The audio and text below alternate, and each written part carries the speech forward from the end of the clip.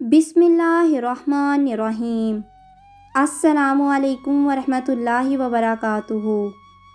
آج میں آپ کو ایک ایسی لڑکی کی سچی اور دکھی کہانی سناؤں گی جو شادی سے پہلے ہی اپنے ہونے والے شوہر کے ظلم و تشدد کا شکار تھی۔ تو کہانی شروع کرنے سے پہلے آپ سے گزارش ہے کہ آپ میرے چینل ہمنا وائس کو ضرور سبسکرائب کریں اور ساتھ دیے گئے بیل آئیکن کو لازمی کلک کریں تاکہ فیوچر میں آنے والی مزید ویڈیوز کی اپڈیٹس آپ کو ملتی رہے۔ ایک لڑکی جس کا نام ہینا تھا۔ ہینا اپنے ابو لیاقت کے ساتھ رہتی تھی۔ ہینا جب چھوٹی تھی اس کی امی تب ہی انتقال کر چکی تھی۔ ہینا کی امی کے انتقال کے بعد ہینا کے ابو بھی کچھ بیمار رہنے لگے تھے۔ ہینا کے ابو نے ہینا کو بہت لاڈ پیار سے پالا تھا۔ بیمار ہونے کی وجہ سے ہینا کے ابو تھوڑا بہت جو کام کرتے تھے وہ ان پیسوں سے گھر کا خرچ اور ہینا کی پڑھائی کا خرچ چلا رہے تھے۔ ہینا جو کہ اب جوان ہو چکی تھی۔ ہینا نے میٹرک کی تعلیم بھی مکمل کر لی تھی۔ اب اس نے اپنے گھر کے حالات دیکھ کر اور اپنے ابو کی طبیعت کو دیکھ کر خود ہی آگے کی پڑھائی چھوڑ دی تھی۔ ہینا کے ابو کے پاس کوئی دولت جائیداد نہیں تھی سوائے اس گھر کے جس گھر میں وہ اپنی بیٹی ہینا کے ساتھ رہتا تھا۔ ہینا کا ابو کھلونے پیکنگ کا کام کرتا تھا۔ اس کی کوئی ماہانہ تنخواہ نہیں تھی۔ اسے جتنا کام ہوتا تھا وہ اسی میں گھر کا خرچ چلاتا تھا اور ہینا بھی جب گھر کے کام سے فارغ ہو جاتی اس کے بعد ہینا اپنے ابو کے کام میں ان کی بھی مدد کرواتی تھی۔ ہینا کے ابو نے ہینا کے بچپن میں ہی اپنی منہ بولی بہن کے بیٹے سے اس کی منگنی کر دی تھی، مگر ہینا کے ابو شمائلہ کے کالے کارناموں سے بالکل انجان تھے۔ جب سے شمائلہ کا بیٹا احمر جوان ہوا تھا اسے اپنے بیٹے کو بھی اپنے ان کالے کارناموں کا حصہ بنا لیا تھا۔ شمائلہ ایک لالچی، مکار اور بیہودہ قسم کی عورت تھی۔ وہ چرس گانجا جیسی چیزوں کے ساتھ ساتھ لڑکیاں سپلائی کا بھی کام کرتی تھی اور اس کا بیٹا احمر اپنی ماں کا ان کاموں میں پورا ساتھ دیتا تھا۔ احمر کو چرس گانجا بیچنے کے ساتھ ساتھ خود بھی ان چیزوں کی لت لگ چکی تھی۔ وہ دونوں ماں بیٹا یہ کام رات کے اندھیرے اور دن کے اجالے سے پہلے سر انجام دیتے تھے۔ احمر کی عمر ابھی 28 سال تھی۔ وہ معصوم لڑکیوں کو اپنے پیار کے جال میں پھنسا کر ان کو دوسرے علاقوں میں شادی کے بہانے سے لے جا کر فروخت کر کے آتا تھا اور اس کی امی احمر کو جب ایسا کام کرتے دیکھتی تو اسے احمر پر بہت فخر ہوتا تھا جیسے اس کا بیٹا حج کر کے آیا ہو۔ ہینا کو اور ہینا کے ابو کو جب سے احمر اور اس کی ماں کے ان بیہودہ قسم کے کاموں کے بارے میں پتہ چلا تو وہ بہت ڈر گئے اور ہینا کے ابو کو سمجھ نہیں آ رہی تھی کہ وہ کیسے اس رشتے سے انکار کرے۔ ایک دن ہینا کا ابو کھلونوں کا مال دے کر گھر آیا تو انہیں بہت سانس چڑھا ہوا تھا۔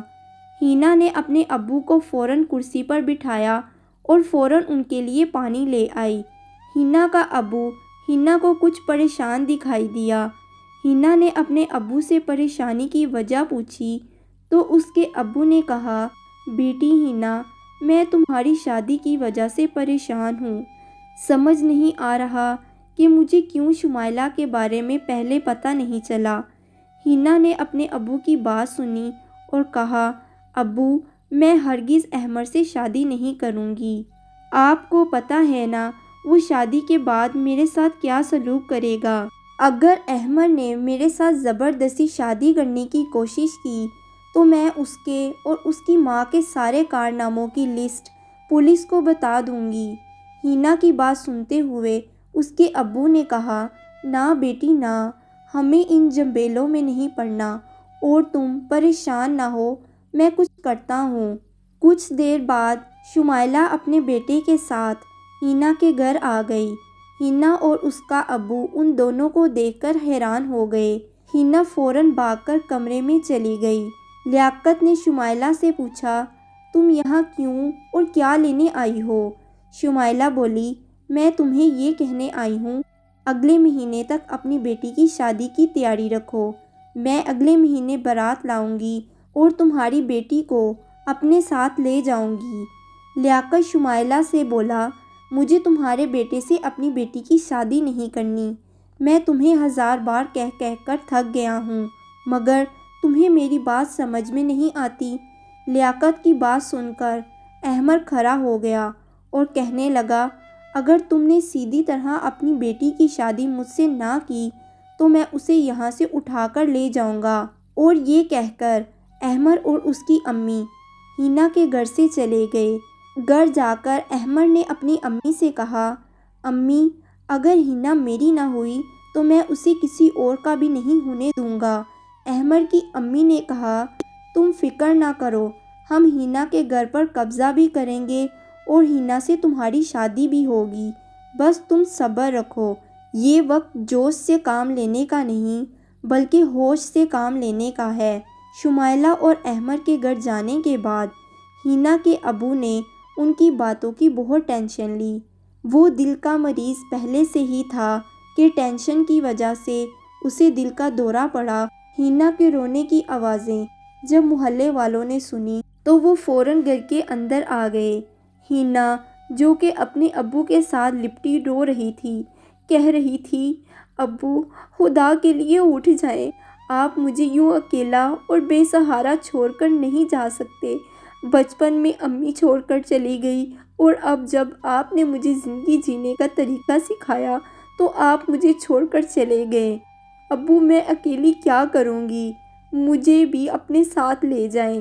لیاقت کے انتقال کی خبر جب شمائلہ تک پہنچی تو وہ احمر کو اپنے ساتھ لیے چلی آئی۔ جب اس نے ہینا کو روتے دیکھا تو اس نے ہینا کو اپنے ساتھ لگا لیا اور کہنے لگی، بیٹی نہ رو، میں تمہاری پھپھو تمہارا خیال رکھوں گی۔ ویسے تو اگلے مہینے تمہاری میرے بیٹے کے ساتھ شادی ہونے والی ہے، مگر تم فکر نہ کرو، میں تمہیں سہارا دوں گی۔ پھر آخر کار لیاقت کو آخری آرام گاہ کی طرف لے جایا گیا۔ اپنے ابو کے انتقال کے بعد ہینا بہت اداس اور پریشان رہنے لگی تھی۔ ہینا کے ابو کے انتقال کو ابھی چند دن ہی ہوئے تھے کہ شمائلہ اور احمر اس کے گھر آئے اور اس کو زبردستی اپنے گھر لے گئے۔ ہینا کو اپنے گھر لے جا کر انہوں نے اسے ایک کمرے میں بند کر دیا۔ ہینا روتی چلاتی رہی، خدا کے لیے مجھے میرے گھر جانے دو، مگر اس کی کسی نے ایک نہ سنی۔ رات کو احمر ہینا کے لیے کھانا لے کر اس کے کمرے میں گیا۔ احمر نے ہینا سے کہا، کھانا کھا لو، مگر ہینا اسے یہی کہتی رہی، خدا کے لیے مجھے گھر جانا ہے۔ تو احمر نے اسے کہا، اب یہ گھر تمہارا ہے اور میں تمہارا ہونے والا شوہر ہوں۔ آج سے میں تمہیں جو کہوں گا تم وہی کرو گی۔ تو ہینا نے کہا، مجھے تم سے شادی ہی نہیں کرنی اور میں تمہیں اپنا شوہر کیوں سمجھوں، یہ بات تم اپنے دل سے نکال دو۔ احمر نے ہینا کے منہ پر تھپڑوں کی برسات کر دی اور ہینا سے کہا، اگر تم نے میرے سامنے زبان چلانے کی کوشش کی تو میں تمہاری زبان کاٹ پھینکوں گا۔ ہینا احمر کی بات سن کر ڈر گئی۔ ہینا ساری رات روتی رہی اور اپنے خدا سے اپنی مدد کی دعا کرتی رہی۔ اگلی صبح احمر کی امی نے ہینا کے سامنے کپڑوں کا ڈھیر اور جھاڑو پوچھا لا کر پھینک دیا اور کہا، میرے گھر آنے تک گھر کے سارے کام کر دینا، ورنہ میں تمہارا بہت برا حال کروں گی۔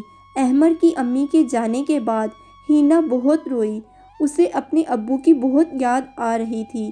اتنے میں احمر کچھ کاغذ کے صفحے لیے ہینا کے پاس آ گیا اور ہینا سے کہنے لگا، ہینا، ذرا ان پیپرز پر دستخط تو کر دو۔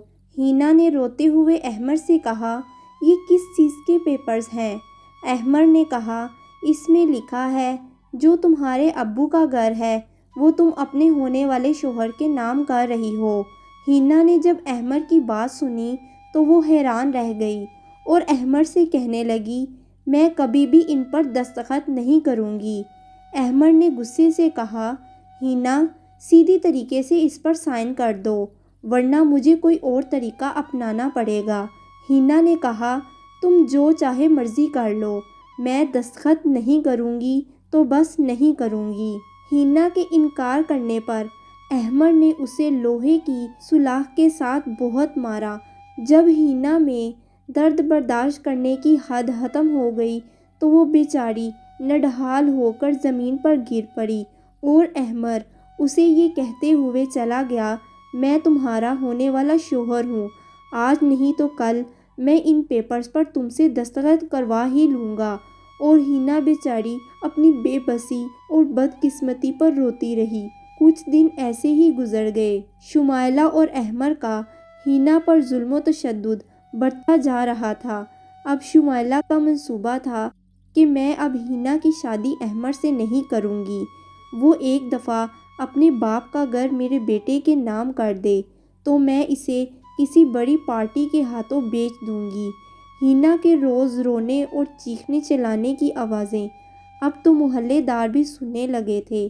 اگر وہ شمائلہ اور احمر سے کچھ کہتے تو وہ انہیں مارنے کی دھمکی دے کر خاموش کروا دیتے۔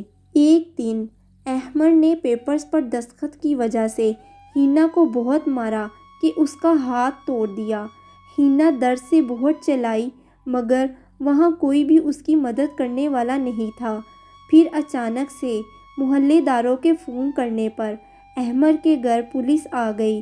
جب پولیس نے ہینا کو برے حال میں دیکھا تو فوراً احمر اور اس کی امی کو گرفتار کر لیا اور ان پر سخت قانونی کارروائی کی گئی اور انہیں 10 سال کی قید کی سزا سنائی گئی۔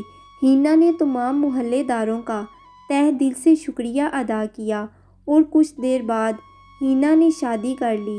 اب وہ اپنے شوہر کے ساتھ بہت خوشی سے زندگی گزار رہی ہے۔ اگر شمائلہ اور احمر ہینا کے ساتھ اچھا سلوک کرتے تو شاید ہینا احمر سے شادی کر لیتی اور اپنے ابو کا مکان بھی احمر کے نام کر دیتی، مگر شمائلہ اور احمر کی آنکھوں کے آگے تو بس خود غرضی اور لالچ کی پٹی بندھی ہوئی تھی، جس کی سزا وہ آج بھگت رہے ہیں۔ ہمیں چاہیے کہ دولت اور جائیداد کی لالچ میں اپنے عزیز رشتہ داروں کو ختم نہ کریں، کیونکہ دولت اور جائیداد آنے جانے والی چیزیں ہیں، مگر رشتہ دار ایک دفعہ چلے جائیں تو دوبارہ لوٹ کر نہیں آتے۔